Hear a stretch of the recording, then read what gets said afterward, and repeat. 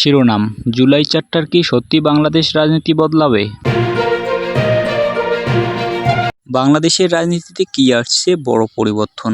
৩০টিরও বেশি দল একসাথে করছে জুলাই চ্যাপ্টার নামে এক চুক্তি। প্রশ্ন হচ্ছে, এটা কি শুধু কাগজে কলমে থাকবে নাকি সত্যি সাধারণ মানুষের জীবন বদলাবে? জুলাই চ্যাপ্টার আসলে কি? এটা হলো এক ধরনের প্রতিশ্রুতি, যেখানে বলা হয়েছে স্বচ্ছ ও নিরপেক্ষ নির্বাচন হবে, দুর্নীতি দমন করা হবে, বিচার বিভাগ ও প্রশাসনকে স্বাধীন করা হবে, আর জনগণের ভোটাধিকার সুরক্ষিত থাকবে। শুনতে খুব ভালো লাগছে, তাই না? কিন্তু সাধারণ মানুষের মনে এখনো অনেক প্রশ্ন।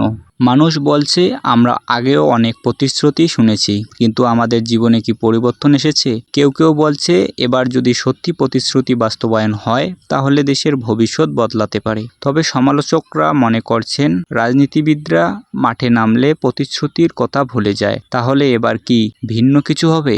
বাংলাদেশের মানুষ এখন ভোটের অধিকার, শান্তি আর ন্যায় বিচার চায়। প্রশ্ন হলো, জুলাই চ্যাপ্টার কি সত্যিই আশা পূরণ করবে, নাকি এটা হবে শুধু আরেকটা রাজনৈতিক খেলা? আপনার কি মনে হয় কমেন্টে লিখে জানান, আর শেয়ার করে দিন যাতে সবাই আলোচনা করতে পারে।